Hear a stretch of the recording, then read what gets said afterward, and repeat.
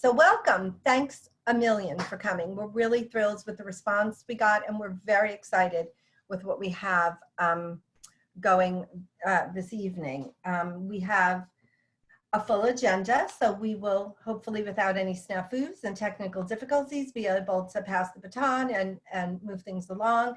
The subject is obviously electric vehicles and who's in the driver's seat and what's coming down the road. And to tell us about both of those things are our two speakers and our speaker moderator. So we have John Volker, who is an auto industry expert and reporter.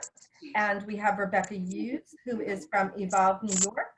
And we have Seth Lightman, who is our program manager for clean transportation at Sustainable Westchester. And he is also the program manager for Drive Electric at Sustainable Hudson Valley. And I wanted to just say a few words about Sustainable Westchester. Many of you know us, and for those of you who don't, we are a nonprofit consortium of member municipalities. So 44 of the 45 municipalities in the county are our member, along with the county itself. And I see Peter McCart is here. Hi, Peter.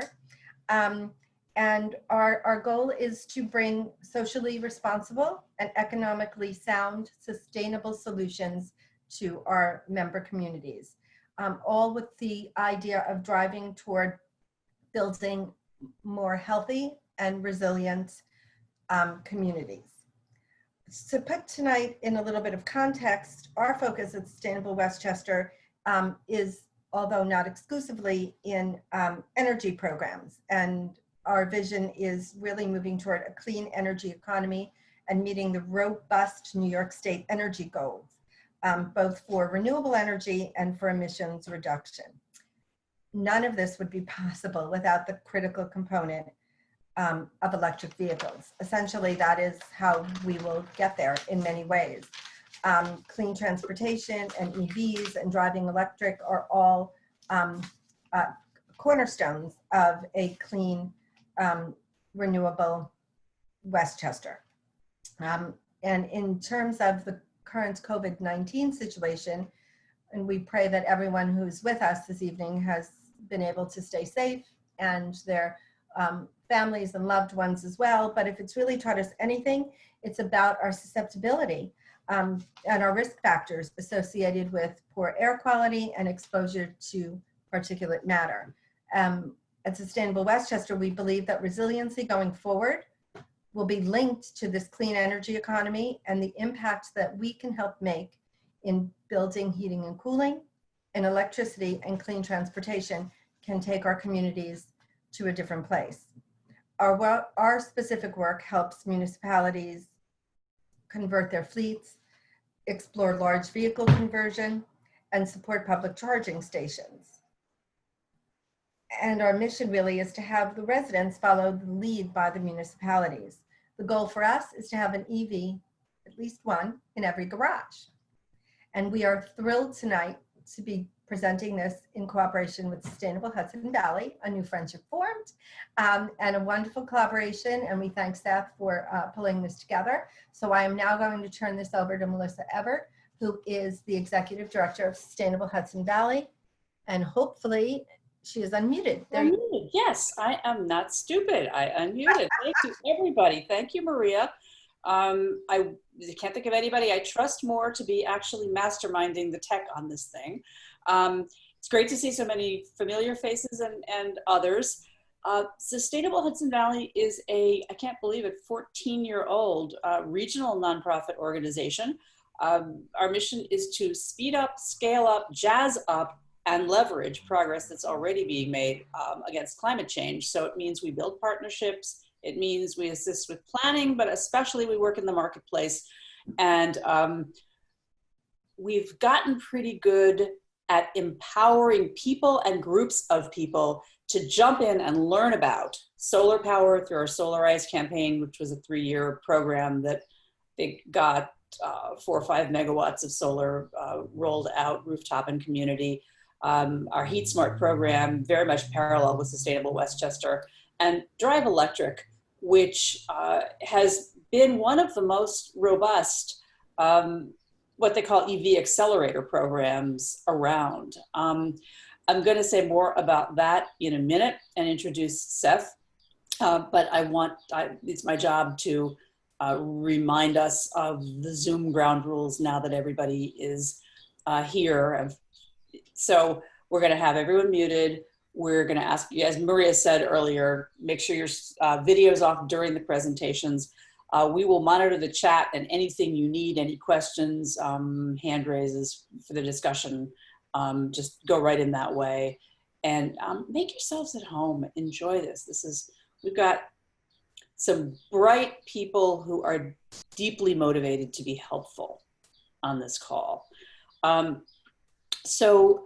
Seth Lightman and Sustainable Hudson Valley found each other, I think about 5 years ago, and he helped with some consumer education around the solar program, but it rapidly became clear that he hadn't put 20 years into promoting electric vehicles to have that not be his focus with us. He blogs as Green Living Guy. He has figured out some of the most ambitious, far-reaching social media strategies of anybody I know. He has worked in commercializing electric vehicles since 2000. And he just really has it kind of in his DNA to think about the three pillars we call acceleration through coordination. And it goes like this. If you have drivers that want EVs, but the dealerships aren't selling them, not so good.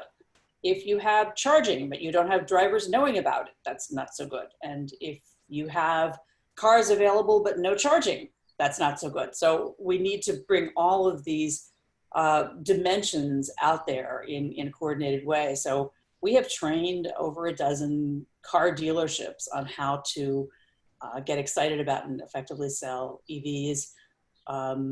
We've done some charging, rollout ourselves. We've advised a lot of policy groups, and we've worked with consumer education programs for the last 4 years. And Seth is the mastermind, and take it away, Seth.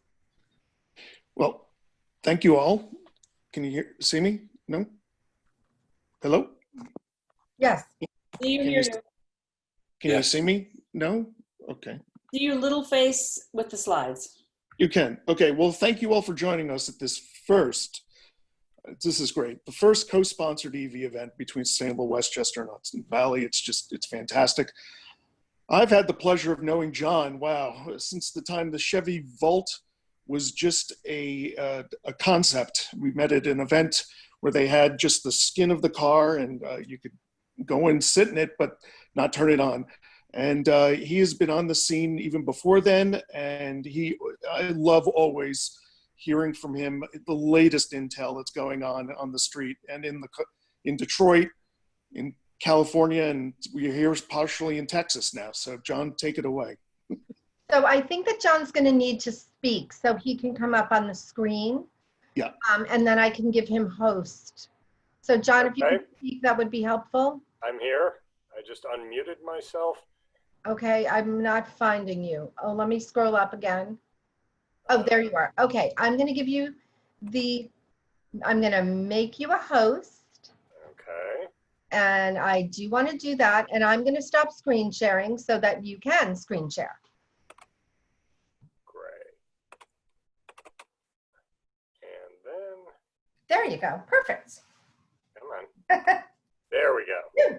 Now I just have to, all right. So my role in many of the webinars I do is to be sort of the voice of reality on how the global auto industry works.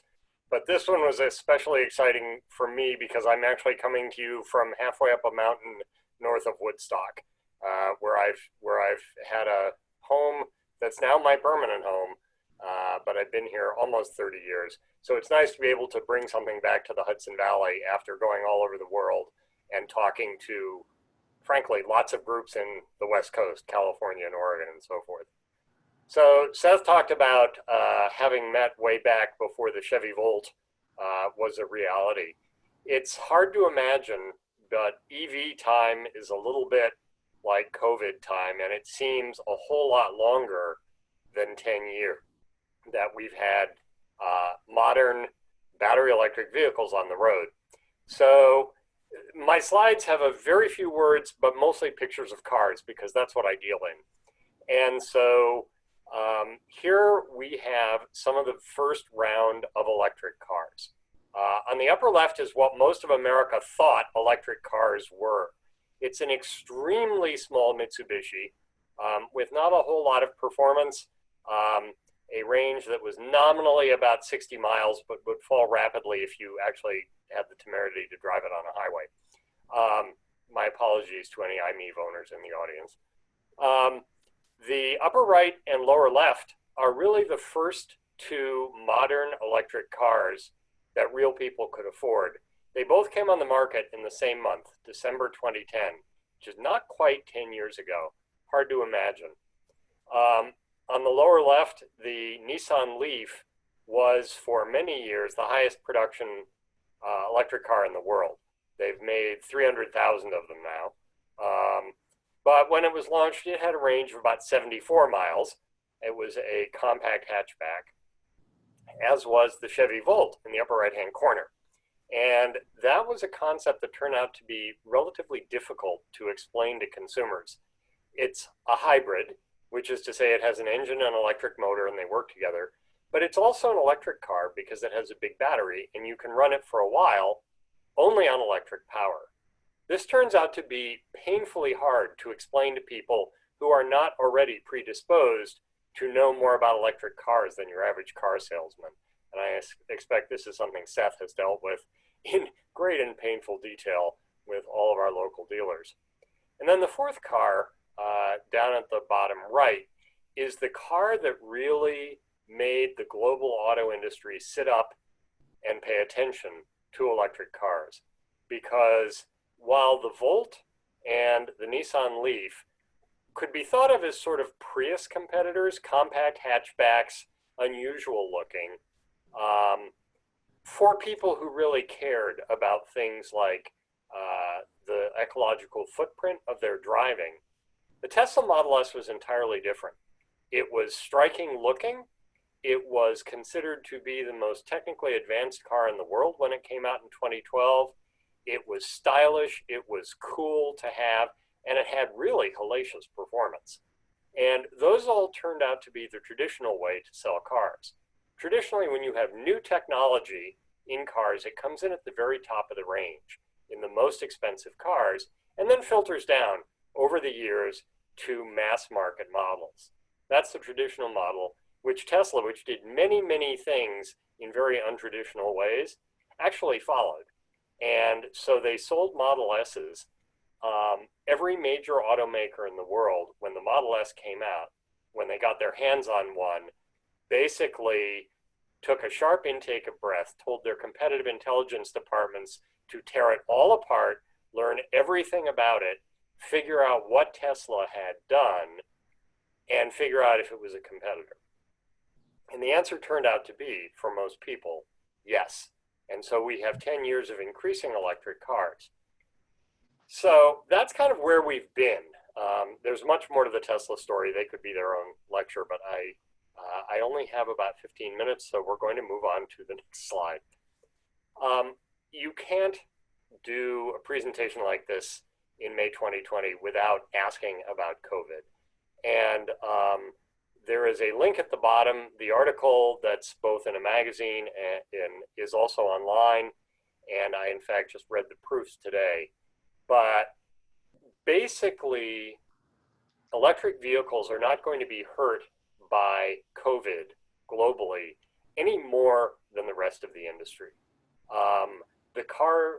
The global auto industry will probably lose 20 to 30% of its production this year due to complete shutdowns of car factories in China, Europe, North America, India, and many other places.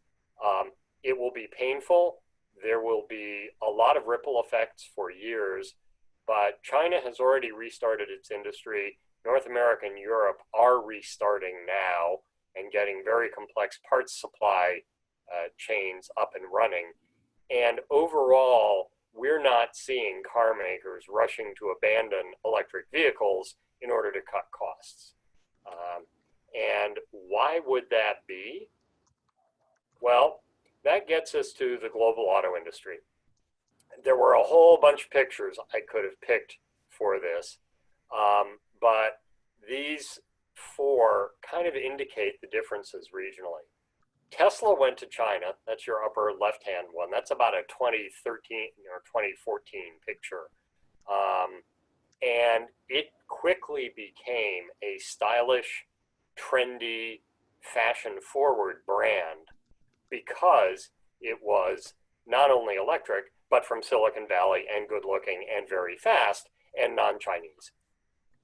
On the upper right is what we see in China, and this is where I do my little lecture about how right now, globally, in the auto industry, which sells about 90 million vehicles in a normal year, China is completely driving the bus on electric vehicles. And here's why. China has had for 15 years an industrial policy that says, we are going to have the world's largest share of production of photovoltaic solar cells. Well, they've done that.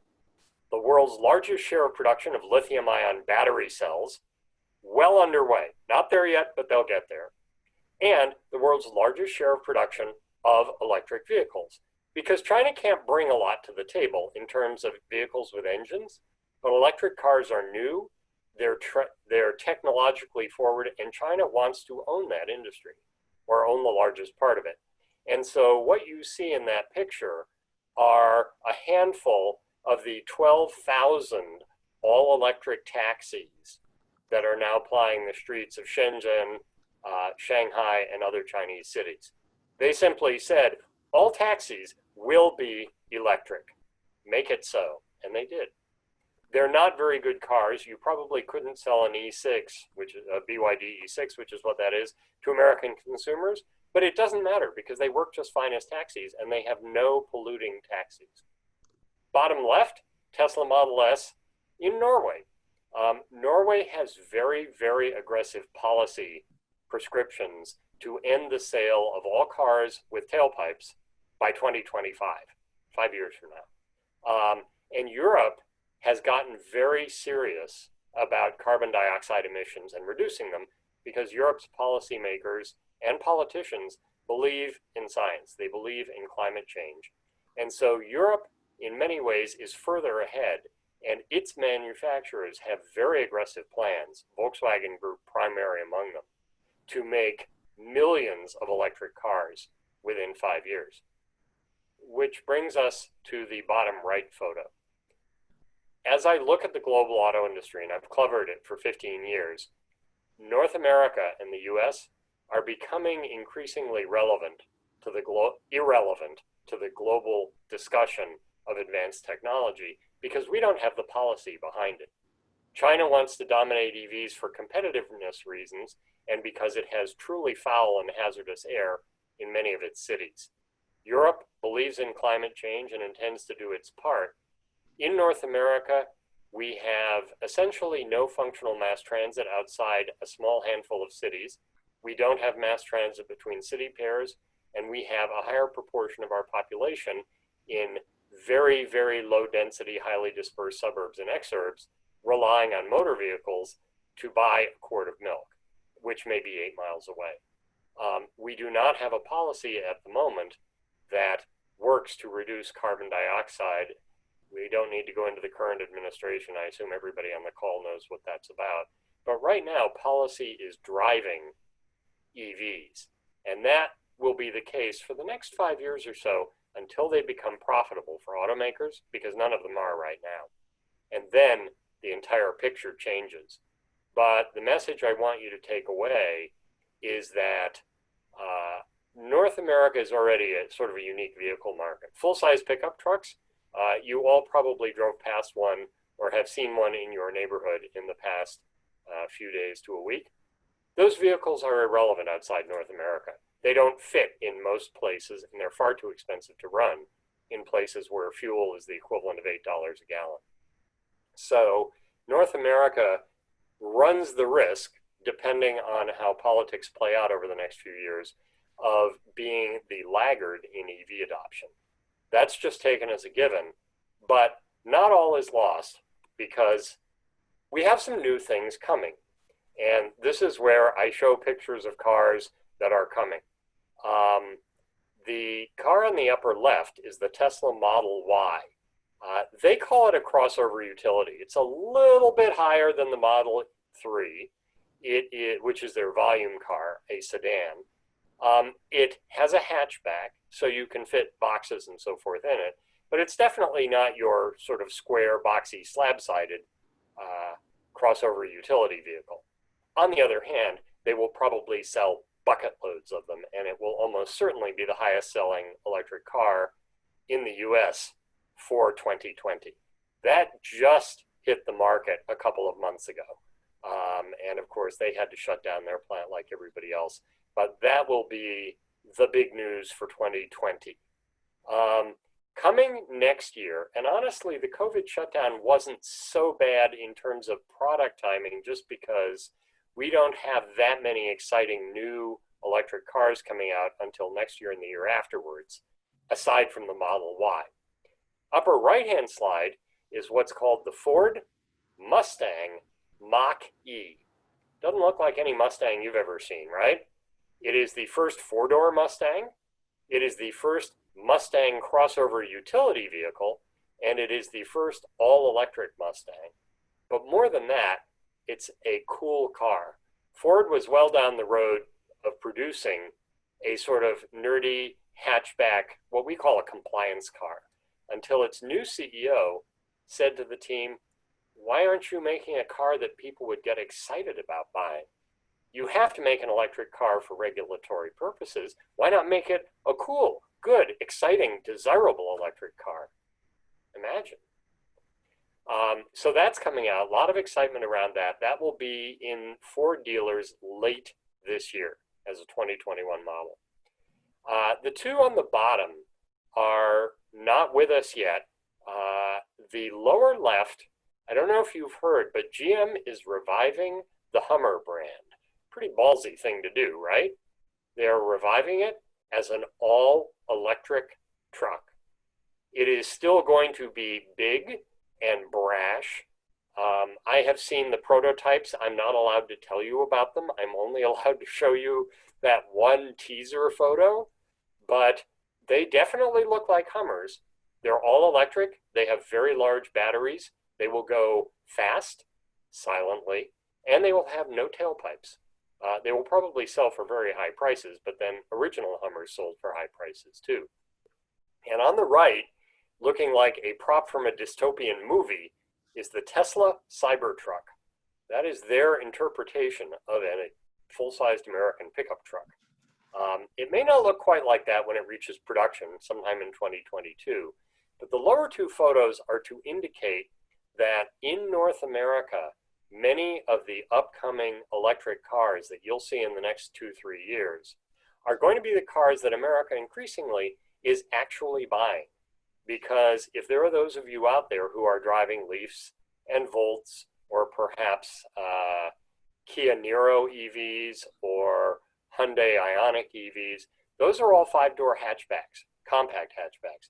America is buying fewer and fewer of those. And in fact, America is buying fewer and fewer passenger cars of all kinds and more trucks, by which we mean utility vehicles, both crossovers, which are based on cars, and SUVs, and pickup trucks.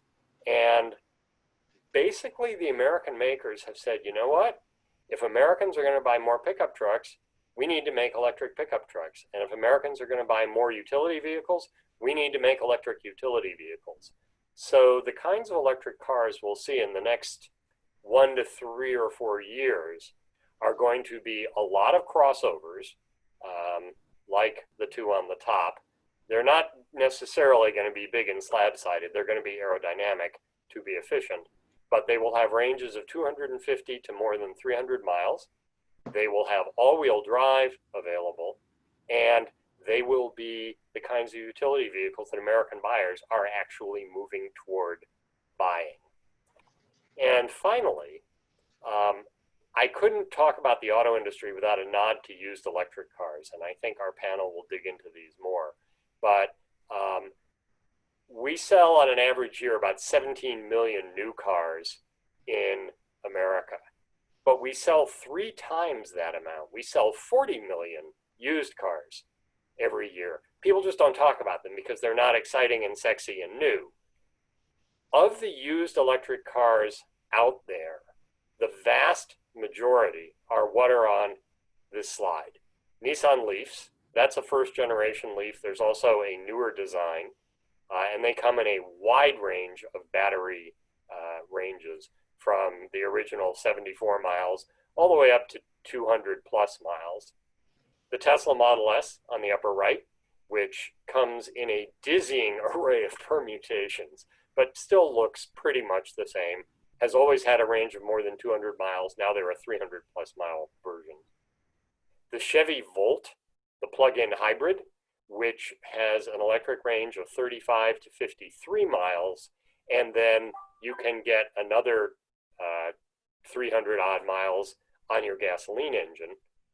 And the Tesla Model 3, which is now the highest volume production electric car in the world and is starting to show up in the used car market. Couple of other points. Right now, electric cars tend to be bought for a variety of reasons. This group is predominantly concerned with sustainability and environmental concerns. That is one reason to buy an EV, but it is not by far the only one. And in fact, Tesla owners do not index high on green concerns.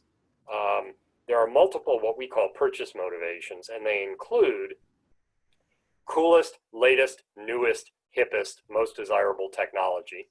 Used to be hybrids, now that's electric cars. Green concerns, people who just like electric cars because they're a better, calmer, smoother, quieter, nicer way to transport yourself around.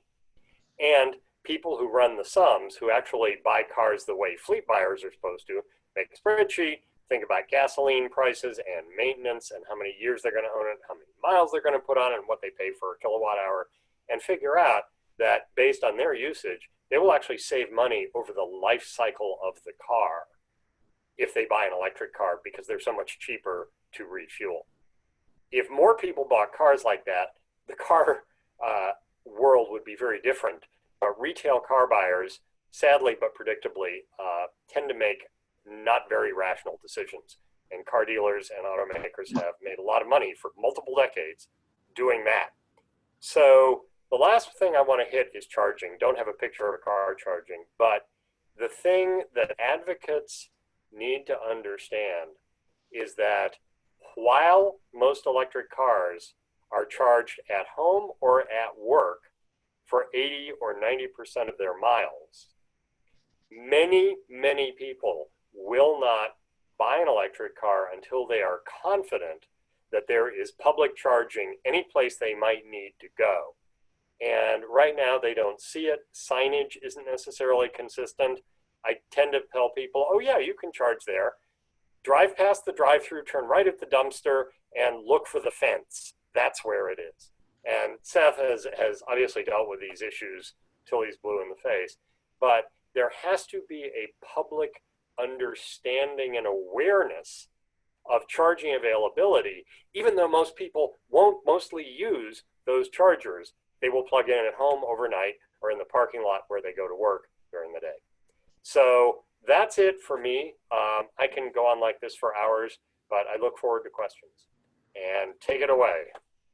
So thank you so much. I'm going to ask if I can have to unpin you, which I don't. There you go. Okay, Seth, I am now going to make you, I'm going to pin your video, and I'm going to, if you could speak, I can.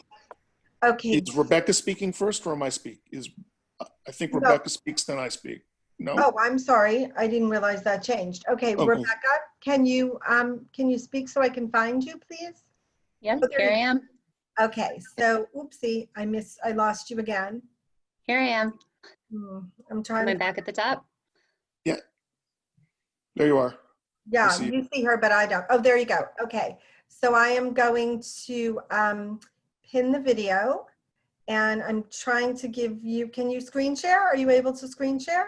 Yep, it looks like I can. Okay, perfect. All right, just selecting share. So you guys should be able to see my screen now. Yes. Make that full screen.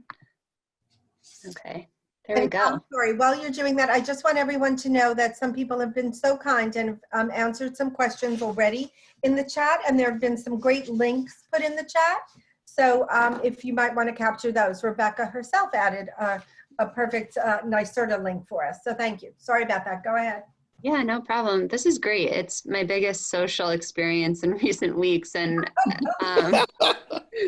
for better or worse. And I'll apologize now because I have 3 little boys who are absolute maniacs outdoors right now. So you might hear them. It might sound like murder, but it's probably not. So they're playing outside at the moment. And there's so many familiar faces on here. So that's been really fun to see some of you who've participated on NYPA's Evolve New York advocate calls that we hold quarterly. So it's really great to just see this community and to get a chance to connect with you. So I'm tasked tonight with just giving you a really high level 5-minute overview of EV charging, the charging landscape, and also what we're working on at the New York Power Authority. So just a quick background on the New York Power Authority, or NYPA. We are the largest state-owned electric utility company in the country. We are owned by the people of New York State, so we are your utility company. We're a hydroelectric producer. We generate electricity and we transmit through high voltage lines. We don't distribute. That's your local utility. So a little background there. And Evolve New York is one of the newer businesses within NYPA. We were established just about 1.5 years ago. And it's our job to install fast charging all over the state. So I'm just going to tell you a little bit about what we're working on. So really the impetus, as Maria really aptly laid out in the beginning, is around decarbonization of transportation. So we can't meet our state or local goals without achieving zero emission transportation in the state. And we really need to scale that very rapidly if we're going to come close to those emissions reductions targets. So right now, New York has a goal of 850,000 electric vehicles on the road by 2025. And 3 million on the road by 2030. So if you look at the chart in the red, you can see where we are now versus where we need to be in 5 years and where we're aiming to be in 2030. So this is pretty exponential growth. And then in the other chart with the blue bars, you can see the charging that we would need to kind of grow commensurate with the EV adoption. So right now we have a very low level of electric vehicle charging across the state. And we need to make investments in that infrastructure, just like a highway investment, or as gas stations, grew, as automobile adoption grew. We also need to make those infrastructure investments in charging. And I'll give you a high-level intro to the different levels of charging and what that means. So at first glance, when we look at New York State, we see all these green dots that represent charging, and it looks pretty good. When you think about making a road trip from downstate up to the Adirondacks, it looks like you'd have a pretty easy time doing that in an electric vehicle. Right now, we've got about 1,700 stations. So think of that like a gas station. And then within each station, there may be multiple charging outlets. But then if we filter out slower charging, if you don't want to sit there for an entire day or 3 or 4 hours during your trip, and we only want to look at higher capacity chargers, higher speed chargers that use direct current fast charging, a lot of those dots fade away. We're down to 127 stations. Still, you might think that's not so bad. For most of the places I go, I can get there. But then when we take out, the 50 kilowatt machines, which will still take you, a couple hours to charge, and we look at only the very fast machines, which are 150 kilowatts and greater, then we get pretty sparse in terms of coverage. And this is what John was starting to speak to around what we refer to as range anxiety. So as the electric vehicle driver or someone who's considering a purchase, we have this really fact-based fear about getting there with confidence, about this fear of running out of charge because there's no, there's no gas tank to come charge you up. You'd have to be towed. So this is, I think what we consider sort of the early adopter phase of the market. We've got people that are really excited about electric vehicles that are maybe willing to spend a little extra time charging. But if we're going to hit that 3 million number, that mass adoption, my team members hear me like a broken record on this. It's about making it less complex and more compatible. So how do we meet people where they're at and make sure that charging is no more difficult than a gas station fill up? So when we, just drilling down even further, so when we take Tesla chargers out, so, there's different charging, ports, different charging plugs for different vehicles. There's kind of 3 main ones. Tesla's got their own. And then there's 2 other varieties, one called CHAdeMO and one called CCS. So when you're looking for a charger, not only do you have to find one that's available and functioning and not hidden behind the dumpster, but also one that can accommodate your type of vehicle's, charging plug. So when we take Tesla out of the mix and we're looking for very fast chargers, we're left with a really sparse distribution of those charging resources. So that's what New York Power Authority is working on right now through our Evolve New York program. We are working on installing 200 chargers through next year, through 2020. We've had some significant delays because of COVID and all of the paused work. We've had a bunch of ribbon cuttings the last couple months, but we're getting back on track. So through 2021, we'll have 50 charging stations with about 200 charging ports. We have one coming live very, very soon in LaGrangeville, New York at the Top Supermarket. That's going to be a really great location for people in the Hudson Valley who are looking to charge very quickly. We are installing very high speed chargers. So again, looking at that market transformation, as we see more people seeking electric vehicles, we see the manufacturers using bigger batteries that are capable of charging much faster. We're really holding ourselves to a much higher standard and kind of building charging stations for vehicles of the future to ensure that we can really adapt as more EVs come on the road. And then through, through the coming years, we're going to install 200 charging stations with 800 ports through 2025. So it's our goal to build the largest network in the Northeast and to really make range anxiety, at least in New York, a thing of the past. And, you might think that when you look at that adoption curve that it's impossible, that the goals that we've set out are too ambitious and maybe they're just political. But if we look at other technology over time, we can see that when something works, when there's consumer demand, that we can see exponential growth in specific markets or within product areas. So we're looking to achieve what we call the hockey stick, where we see that rapid upturn of consumer adoption. And these are just a few fun examples of things that have achieved that, over time. I didn't have my glasses on earlier and I thought tablet was toilet. So I was really excited that that was on there, but it's not, it's tablet. But technology is, we're hungry for technology. And I think once we get comfortable with the idea of EVs, that we're actually going to see, this very rapid trajectory of adoption. And that's a really high level overview of charging. And I'll be happy to answer questions when we get to that.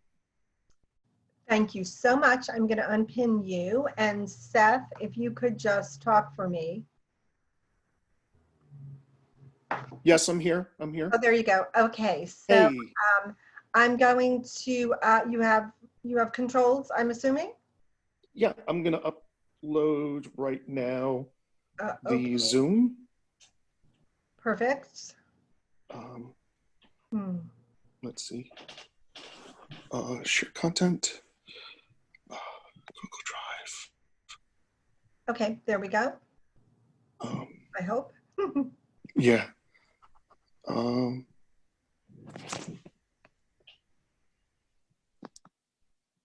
Okay, no. Here we go. I'm going to do this. Okay. So you are not yet sharing your screen, just to let you know. Oh. Hang on.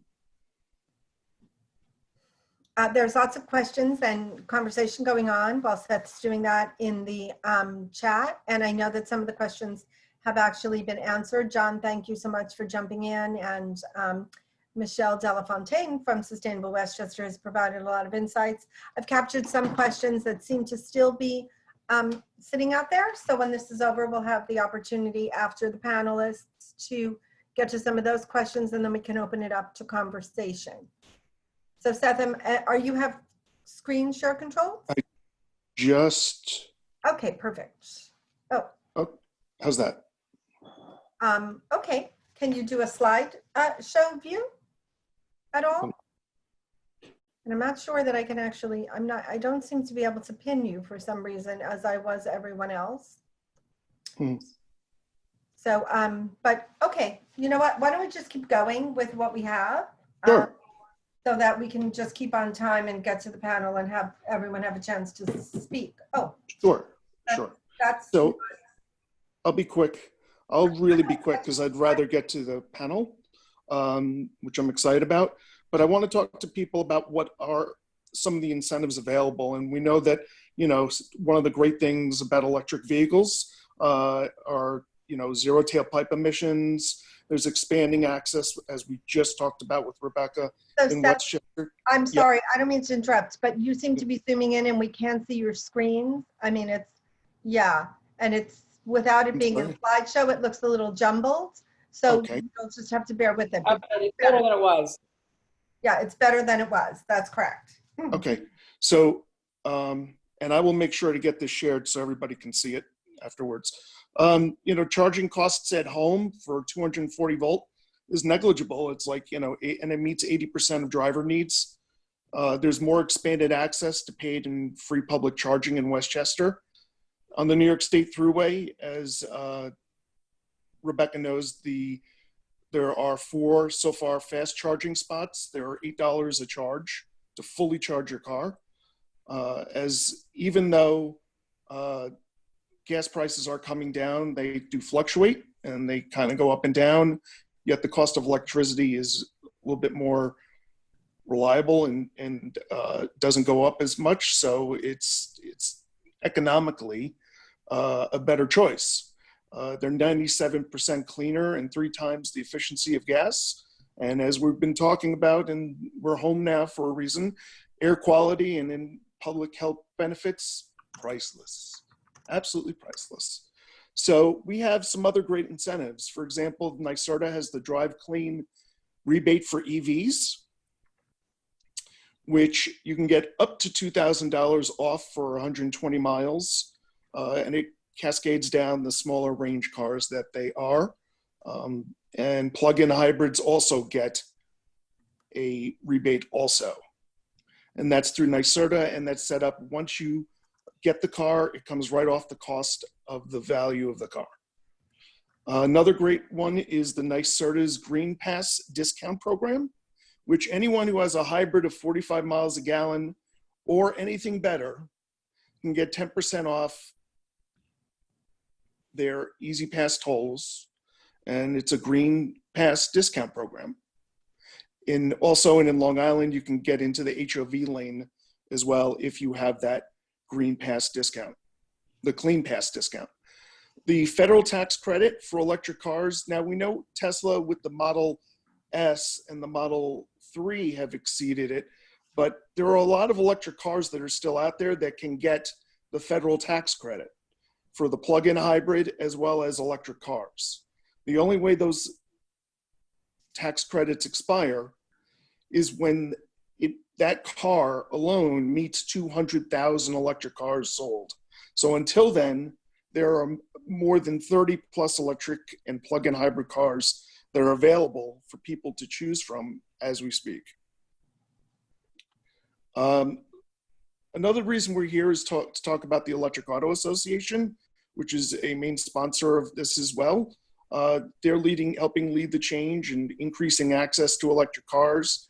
You know, they lead by example, which we're going to talk about as well. They're at events, they come and they explore free public charging stations, taking pictures, showing people, creating chat about it and constant chatter about it, which is essential.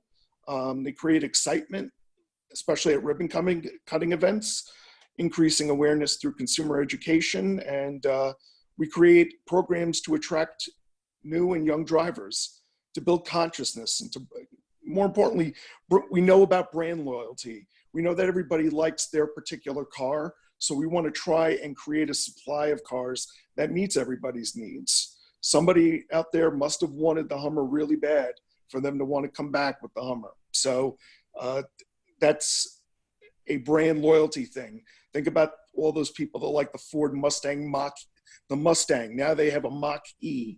So those kinds of things. And to sign up, you can either go to Sustainable Hudson Valley's sustainhv.org, Sustainable Westchester at sustainablewestchester.org. My email for Sustainable Westchester is seth@sustainablewestchester.org. greenlivingguy@gmail.com for Sustainable Hudson Valley. And if you really, as Melissa knows and Maria knows and John knows, if you need an electric car, please contact me because we can help you get into an electric car. And we'd love to have you win one and to get involved. That's really what it's all about. Thank you. Great. So thanks, Seth. If you can turn off your screen share, and everybody might want to take a look at, if they prefer, either a thumbnail or a full screen view of everyone. And Seth is going to lead our panel, and he can tell you about our panelists. Sure. Okay, Seth, you need to turn off your screen Yeah, share. I'm gonna go right off right now. Okay. I'm going off right now.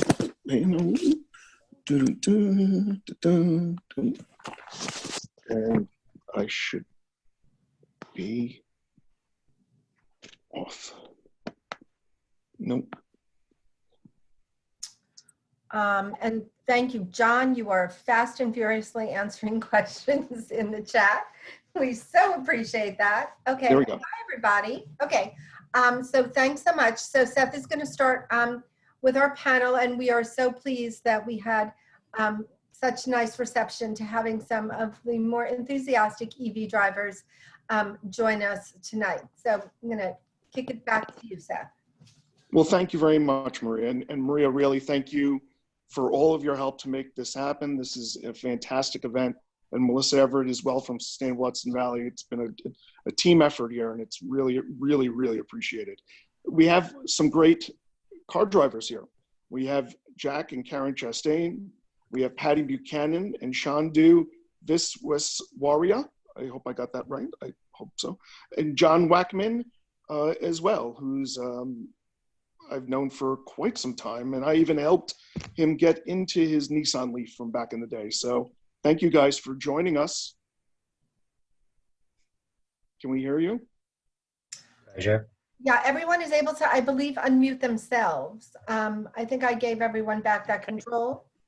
Yeah, and I don't see John Wackman on the call. He may have had a conflict, but you can talk trash. How about Dan Welsh? Is Dan could join? He's also a Nissan Leaf driver. Ah, there you go, Dan, in the hot seat now. How about that, Dan? Hey, Dan.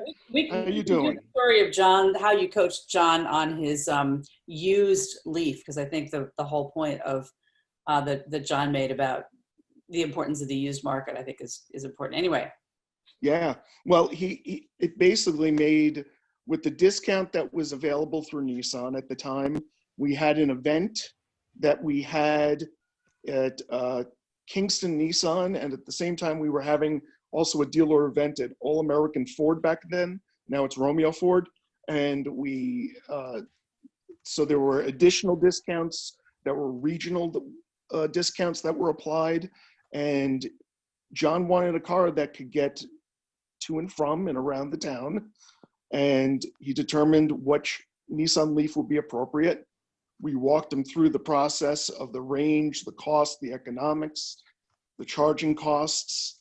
He likes the idea of going to places where you don't have to pay to charge as well. And then one thing led to another, and he got himself the Nissan Leaf. And that's an example of another 167 types of people that we helped, right, Melissa, back in phase one, for goodness sake. So, yeah. So let's see. I'm going to start with Dan to start. Let's just cut to the chase here. Tell me your not so favorite or worst case, funny story about charging, that so that we get people realizing, yes, that there is still that issue, but that we're working on it.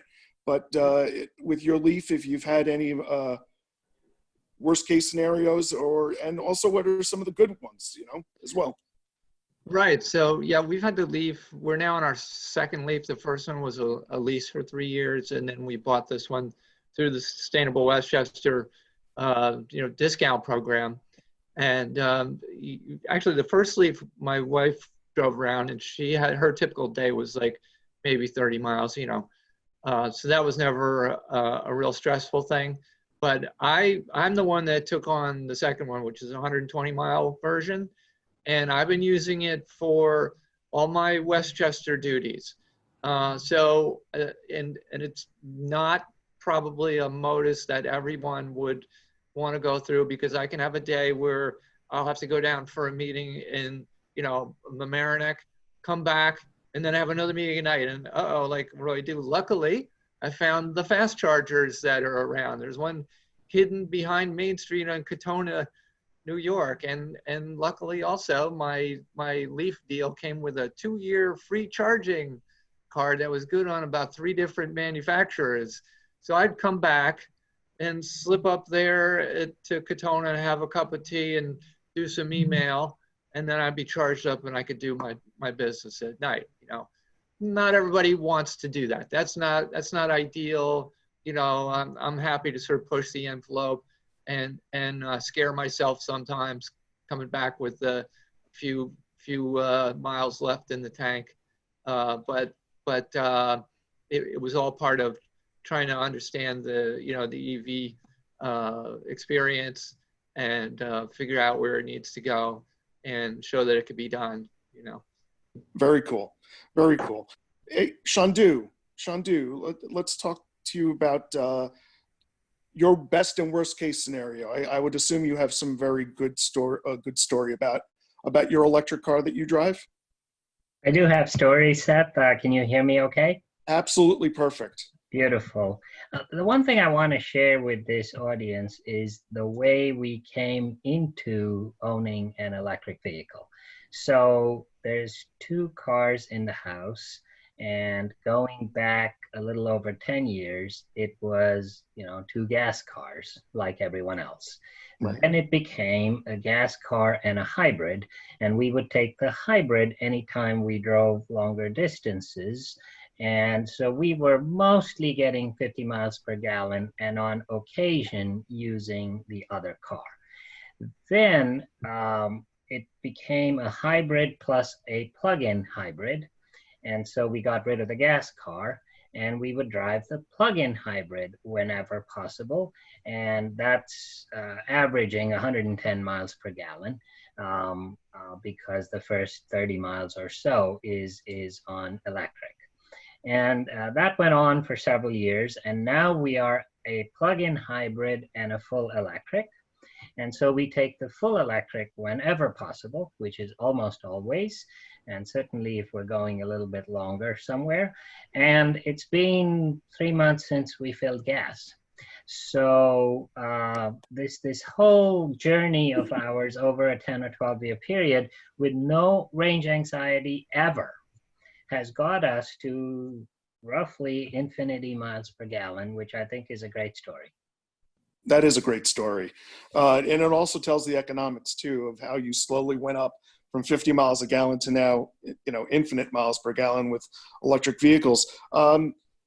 Let's see, Jack, what is your best story that you have so far, or story that you have about your electric car? Remember, I met you upstate in Kingston, Yes. And you were very, very enthusiastic about your car. So why don't you tell us some story Yeah, or two? well, first a warning, I'm a man of few words, but many sentences. So, if I run on, let me know. I wanted to drift back to Dan for half a second. I had an interesting start. I'll back up to say that I had purchased a Prius, 2004 Prius in August of 2003. And those who know that the Prius didn't even hit the shores until October of that year. So bought the thing sight unseen, drove it for 9 miles till it got customized by an oak tree on the Taconic on the way home one night. Went to wanted another Prius at the time. That was 2013. And the Prius really had not changed very much. So I shifted to a Volkswagen diesel Golf. So you know what happened to that. Loved the car, but I'm a Golf fanatic. Volkswagen bought the Golf back. I didn't need a car very much at the time, so my wife picked up a 2013 Prius, I believe. Drove that for a while. We liked that. But we're sitting at a restaurant one time, and she pulls up on eBay or Craigslist or something, a Volkswagen e-Golf over in Connecticut for $14,000, 2016. I think it had like 23,000 miles on it at the time, something relatively low. So we zipped over there and bought that thing right away, and loved it, absolutely loved it. But the funny part of the story is, a friend of mine had been, you had a bolt at the time. Thank you, Chevy, for making your cars difficult to discern. But he had the full electric Bolt, was really loving it. And he had told me about this thing where he does timed charging. So he can set his car up to charge only at a certain time of the day. Yeah. My e-Golf, when you do that, apparently decides that you don't want to charge at all. So it just sort of doesn't charge anymore. So I actually had to reboot the car to get the charging to come back. It's been about the only real range anxiety I think I've had with it. So reboot it almost like a cell phone in some ways. Yeah, right? I had this, revert to factory settings, click, exactly. The car goes blank and comes back, and it goes like, yeah, what do you want? I had to reset everything. That's a new radios. one. Yeah, that's a new one. Yeah, that's been the only issue we've had with the Golf. We loved that car, and then early this year we decided we wanted another one, so I recently bought a Kona. Oh, fantastic. Yeah. That has a lot of range too. You go from 80 to 280 in a heartbeat.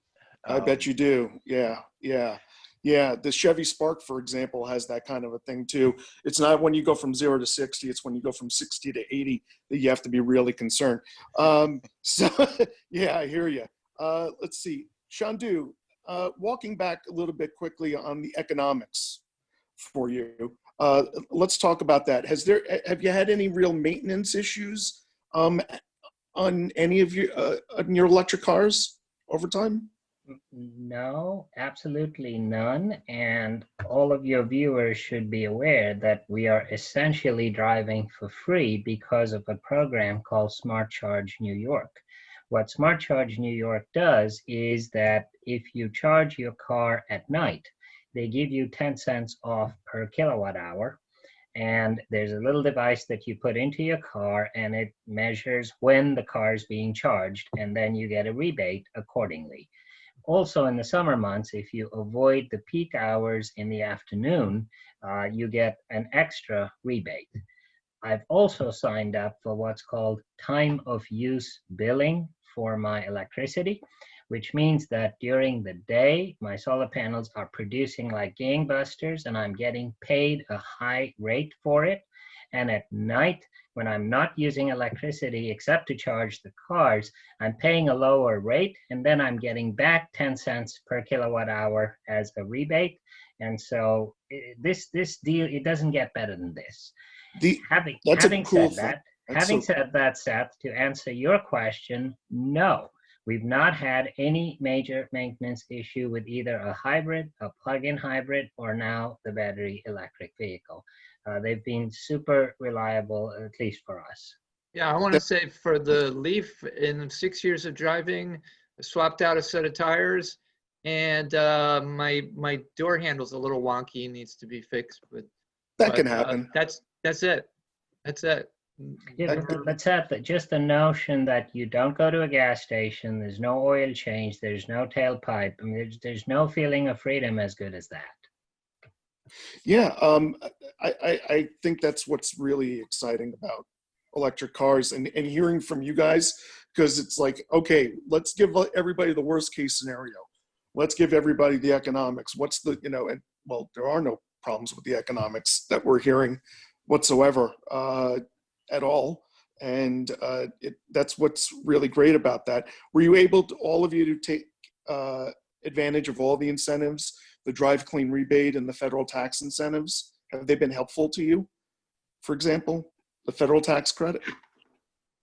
Oh yeah, no, that kicked right in. I mean, I paid netted out less than $16,000 to purchase the Leaf back when Wow. I bought it. It's just kind of insane, you know, for a new car.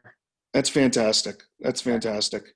I think at this point, we should definitely answer the questions that are going on in the chat. So if we can get those questions, I think there's a bunch of people here that'd be more than helpful. Right.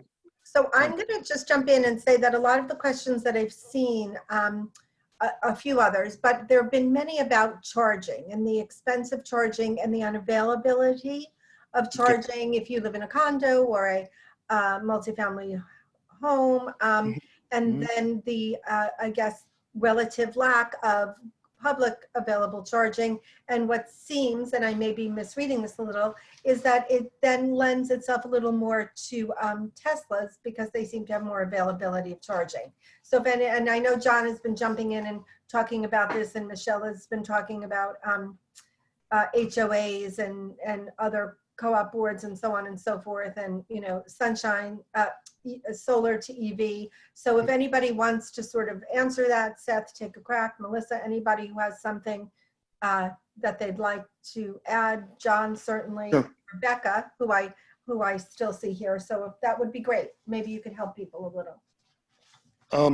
I could start and then we could tee it off to people, just that Sure. if people aren't aware, there's an app called plugshare.com and you can have it on your phone and it'll tell you anywhere where you are, where there's a charging station and what vehicles are available for that. Now, granted that there is a lack of infrastructure, but I know there are things coming down the pike that are being worked on.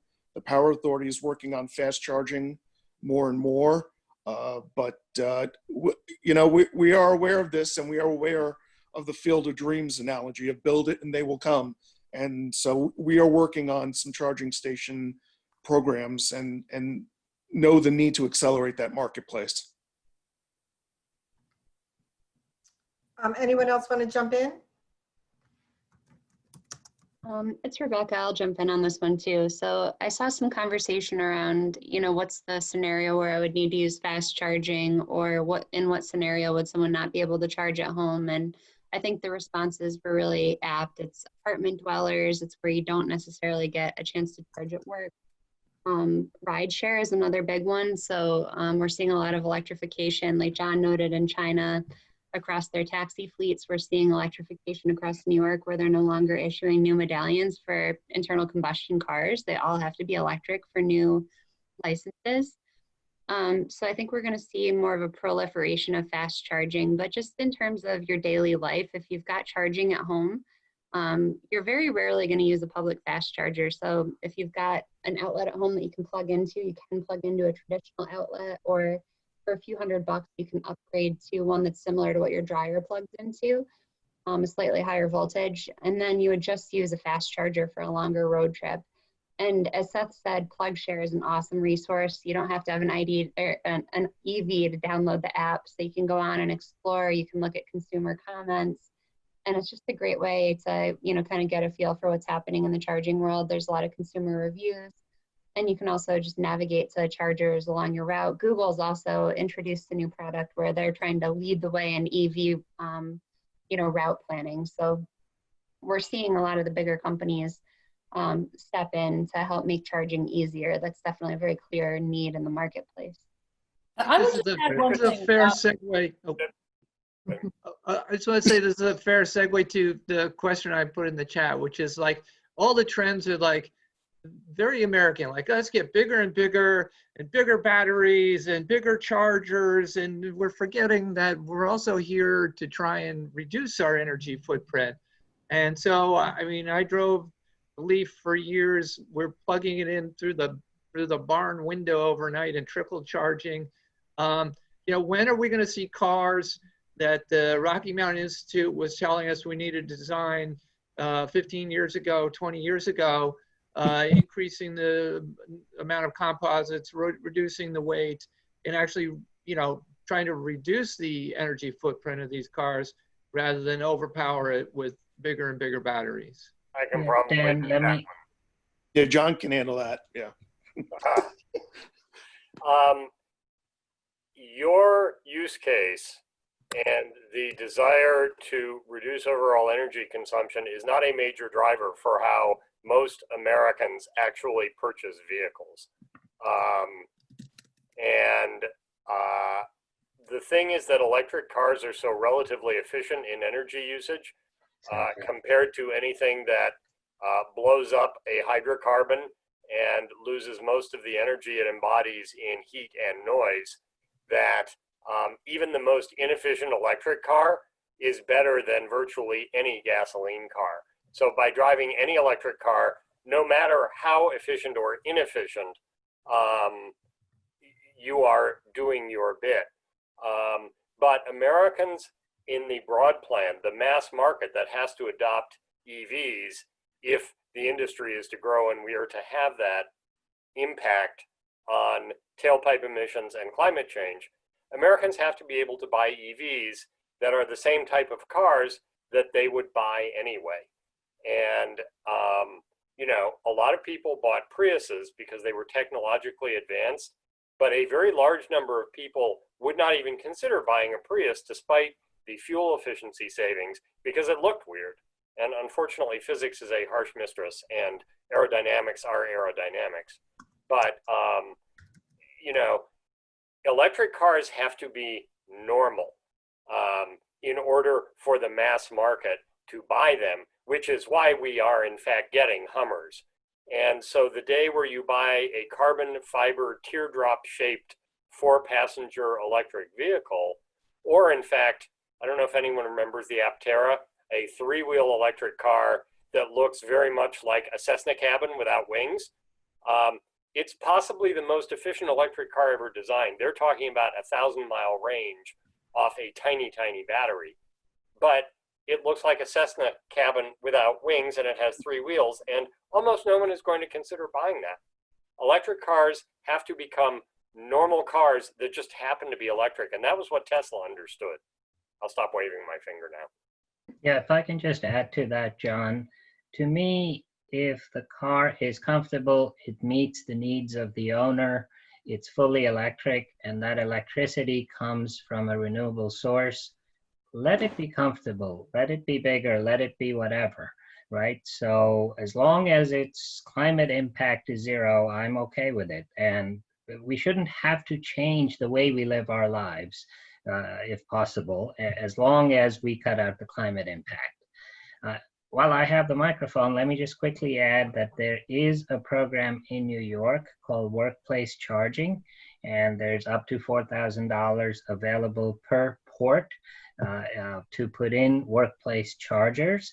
And there's just a requirement, I think, that there are at least 15 employees at that workplace. So that's available for charging during the day wherever you work, if you can get your company or your landlord or whatever to take advantage of that. One last comment about adoption going forward. Today, for the most part, people who buy electric vehicles are able to charge at home or at work. There's relatively few EVs that survive only on public chargers, right? And that's understandable because you want some predictability in your life, right? And I think that's fine. And as the charging infrastructure grows in the coming years, the costs of the EVs will also go down, and then there'll be an even broader adoption. So all of these things will sort of dovetail as they come together.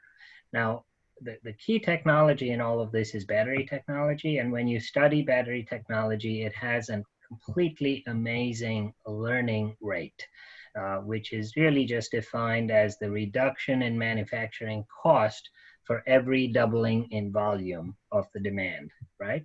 So the batteries are getting cheaper so fast that before long, an electric car will be cheaper, better, faster, cleaner, more attractive, more advanced, more everything, and it's game over, right? And it's not just game over.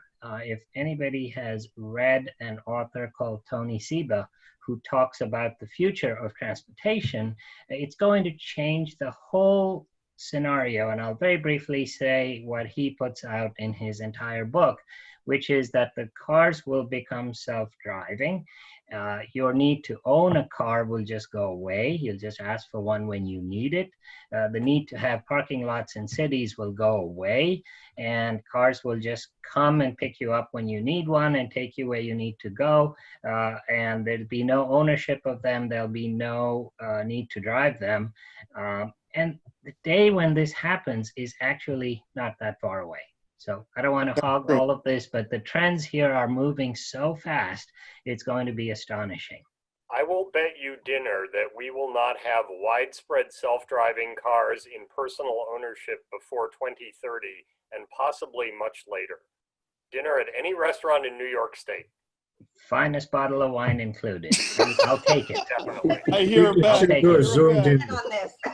I'll take it. And the Tesla self-driving cars zip down the sawmill at 80 miles an hour without That's any right. problem. They are Take not the exit. self-driving.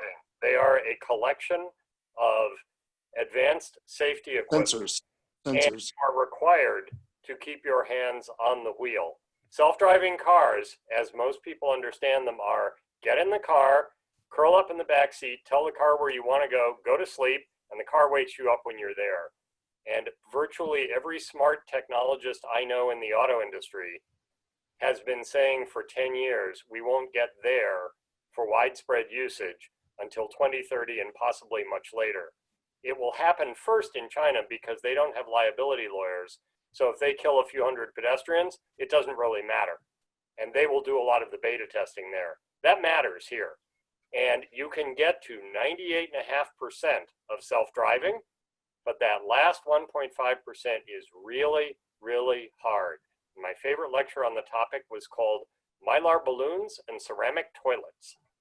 And once you're I'd driving like to pick EV, up because I want to split that bottle of wine, and I want to do a little segue because I think this has been a wonderful kind of meeting of the very well-informed minds. But we were hoping that it would, and we hope that it has also been a place where people who just want to get 101 EV and feel confident that they could actually go get one. Will have, climb a nice, fast, smooth learning curve.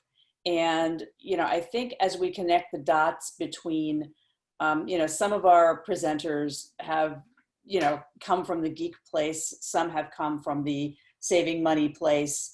New York State and our two organizations are really focused on kind of reducing the downside, making the opportunity space understood.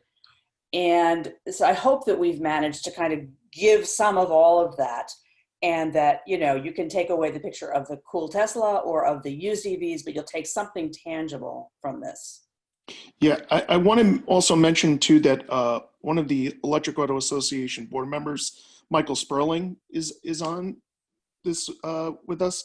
And Mike, if you could just unmute yourself. I wanted to ask you a question that I was saving for you, which was, what have you learned since choosing an electric car, and what would you advise other people to consider when choosing an electric car?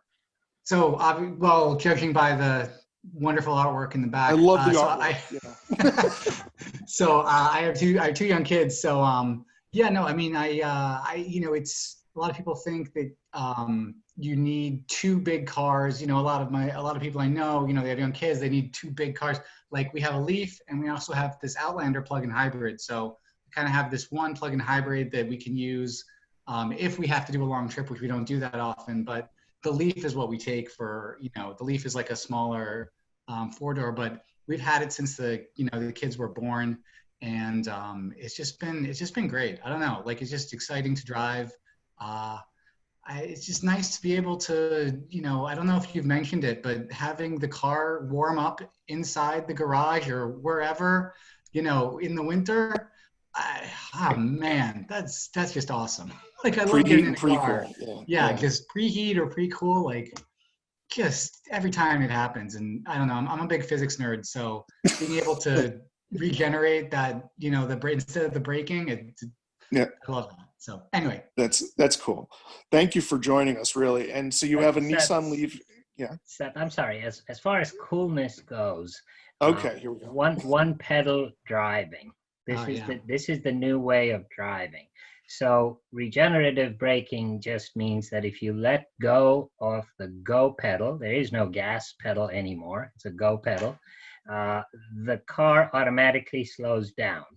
And some cars have settings on how aggressive you want the regenerative braking to be. And that means that when you let go of the go pedal, it slows down more aggressively, and it's regenerative. That means it gathers that energy to charge the battery. So when you do hills, the downhills, you charge your battery, and on the uphills, you use your battery to climb the hill. Now, when you get used to this, you let go of the go pedal, 5 yards before the stop sign, and it comes to a perfect stop at the stop sign. You haven't touched the brake. And then when it's time to go, you hit the go pedal and you go forward, and you can drive all the way from home to work from New York to Pittsburgh without touching the brake pedal. This one pedal driving is really something to look forward to. It's awesome. That's one of the things that I don't like about the Kona, though. I call it one pedal plus paddle, because in order to come to a full stop, you have to pull into the paddle that's on the steering wheel on the left side. Isn't that interesting? Yeah, so it's one pedal plus paddle. Well, before we get that on that, I want to ask there's one more thing Seth and I were planning to make sure we covered, and that's another question to Mike. Because we want to make sure that you know that this is a motivational thing, an educational thing, but it's also an encouragement to come together under the banner of our EAA chapter in the Mid-Hudson Valley, which has been a faithful remnant. But when we look at the numbers of dealerships that don't yet really back EVs, when we look at the amount of education and the amount of local advocacy for good charging that still needs to happen, that is at the margins of Rebecca's plates, but that we need to help with, all of that needs more of an organized force. And so I think we wanted to make sure force is right. At the moment to just talk about the kinds of events that the EAA has been able to do, because he does the best one. Oh, me? Yeah, Mr. Poughkeepsie, of course you do. Yeah. I there's a lot of good ones out there. Yeah, but just talk about what kind of things we can actually do. From a you're talking about from like Electric Auto Association, Drive Electric Week kind of point of view. Oh, okay. I don't know. I'm sure it's been come up in this thing. It's talking to people, there's so much,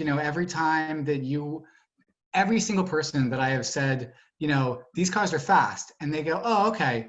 And it's without, and until they get into the car and they push the accelerator, they're like, every time they're like, oh, okay, they're fast. I'm like, yeah, that's what so it's really just, if you have an EV, make sure that you're, seeing if people want to drive it, and just get them into, actually driving it, and getting them to think about actually having it, because otherwise it's not gonna, it's not something they're gonna to really think about. But from a Drive Electric Week standpoint, it's coming up.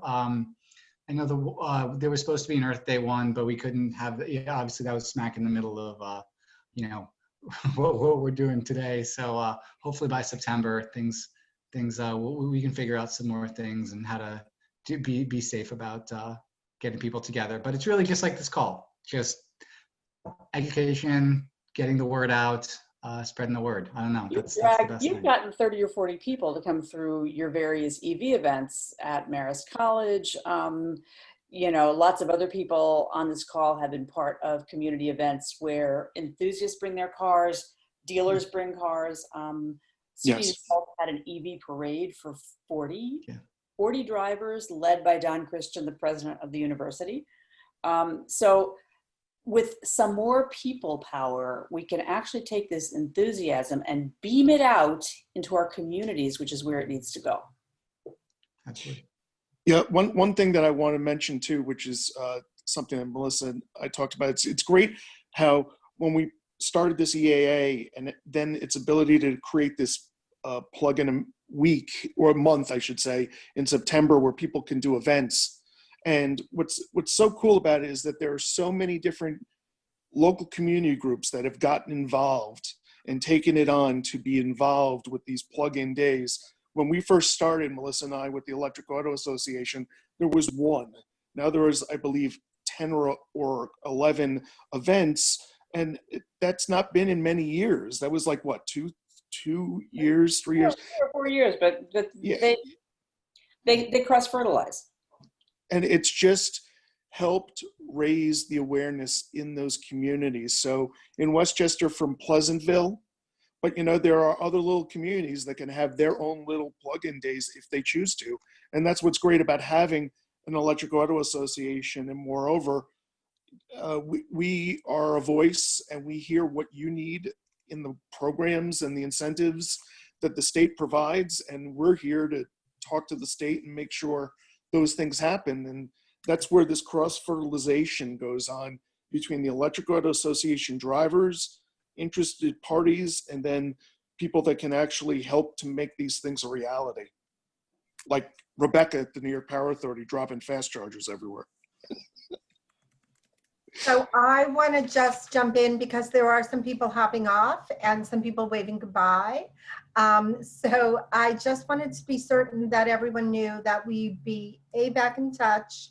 You'll be able to have the recording of this and whatever relevant presentations. There are a few people who have asked if they could contact us privately or separately, rather, and directly. And the answer, of course, is yes. I think maybe a few of those people may have already hopped off, so I've captured emails. Peter, are you raising your hand? I am. Yes. Yes, I just want to say something at some point. So go ahead. Go ahead, I'm sorry. Oh, I just, we had a really good call today with the Board of Legislators, and I see Vedat Gashi on the call, county legislator, and I wanted to talk about some legislation that the county executive that we proposed, and it looks like it's going to be adopted by the Board of Legislators, right, Vedat? And that is whenever we are doing construction on any of our parking lots or parking garages, 10% of that, actually 20%, but 10 fast charging and 10 level 1 needs to be implemented every time we are doing any work. It also applies to any business or anybody that is getting some sort of tax break or some sort of incentive monies from the county. They also have to follow this this regulation. And it's, policies is one of the things that John V mentioned. And I don't think I go by at least once a day in a Zoom and I say elections have consequences. And, we got to vote the right people in place, like Vedat Gashi and a lot of the Board of Legislators and a lot of the people, over on your side of the river, Melissa. And it's important, guys. But thank you very much. This is really good. Thank you, Peter, for being here. If those people are interested in joining the Electric Auto Association, by the way, it's electricauto.org, and then you just pick the Greater Hudson Valley Electric Auto Association. It's only $35, and then we can have more events like this, not just Zoom, but as things get a little bit easier and we lift and we get out of this thing that we're in right now, we can have more public events as well and test drives, and more people can start to see, oh, an electric car really does drive fast. So those are the kind, and it performs well and is safe and has all the types of things and higher technologies than some even gas cars have. So these are the great things that we love talking about, and we would love your involvement in the Electric Auto Association and what we're doing in both organizations with Sustainable Westchester and Sustainable Hudson Valley. I mean, thank you all for really coming. I got to clap to you guys. It's because of you that this stuff happens, really. And we're grateful. We're grateful and we're thankful for having you here, really. And we are so grateful to John and Rebecca, who did tell us that she had to jump off. Peter. For our drivers. Thank you, drivers. If it wasn't for And all of them, our drivers, thank you Masterful so much. And everyone who really jumped in on the chat, it's been amazing. I mean, the and wealth. let's hear it from Maria too. I mean, I want to give a clap to Maria for making this happen. Maria, thank you. To Melissa as well. And I'm saving this chat, or so I hope. Michelle coached me. And so I'll be able to share, we'll be able to share a lot of the great information that's been in here and a lot of the resources. So fingers crossed that saving the chat worked. And again, you'll get the recording and the presentations. And we thank you so much for spending your evening with us. I know you have Thank you. a million choices. I feel like I'm Susie, the airline hostess. I know a million choices. Thank you for flying us. But we really thank you for spending. Now, we will send you a recording. Thank you, Melissa, too. And Thank you, thank Melissa. you, everyone. Thank you. And I guess I have to say safe driving, right? So That's right. Safe driving. So, you know, you all, again, reach out to us. You know where to find us all, and we can find you now. So be careful. I would like to throw a plug in for my Kia Niro. There. Hybrid EV. I love it. I love it. And 7 miles to work back and forth. I can make 4 trips back and forth to Oh, work. you're set. Yeah, I love it. I love it. Next one's going to be all electric though, Seth. I promise. All right. I can't wait. That's going to be That's- awesome. And Dan Welsh too. I That's gonna promise. help you with that. Yes. That's right. Do not go. Let me help you on that. There we go.